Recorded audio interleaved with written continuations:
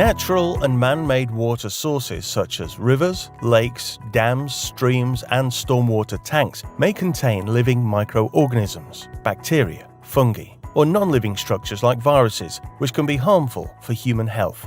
Therefore, water and wastewater treatment plants in developed countries test and treat water before it is used for drinking, bathing, filling swimming pools, food preparation, or cooking. At the same time, however, 60% of all infant mortality worldwide is linked to infectious and parasitic diseases, most of them related to inadequate water disinfection in underdeveloped countries. Chemical disinfection approaches like chlorine dosing damage the cell membrane of microorganisms and then enter the cell to disrupt the respiration and DNA activity. Chlorine also kills most viruses, but it requires retention times of up to 30 minutes or more. In comparison, UV light provides rapid, effective inactivation of microorganisms through a physical process. When bacteria, viruses, and protozoa are exposed to the germicidal wavelengths of UV light, they are rendered incapable of reproducing and infecting. Ultraviolet UV light is emitted by our sun, however, it's invisible for the human eye.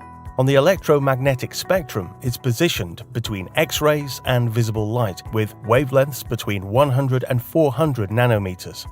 This spectrum is categorized as germicidal, meaning it damages DNA and sterilizes surfaces with which it comes into contact.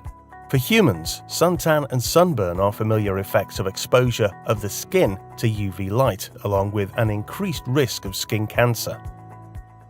When microorganisms or viruses are exposed to UV light, their nucleic acids are damaged in a way that they are rendered incapable of reproducing and infecting.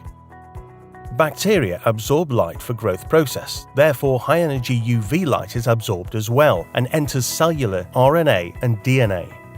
This absorption of UV energy forms new bonds between adjacent nucleotides, creating double bonds or dimers.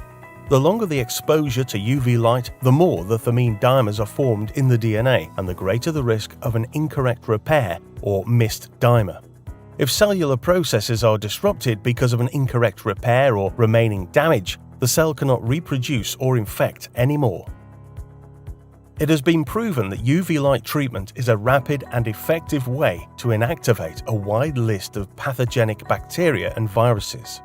Unlike chemical disinfection like chlorine dousing, UV light also eliminates protozoan parasites, which cause, for example, malaria.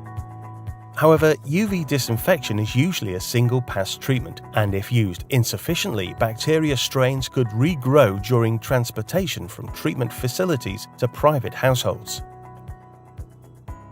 Thanks for watching, and if you like our 3-minute tutorials, please subscribe and don't forget to give a thumbs up.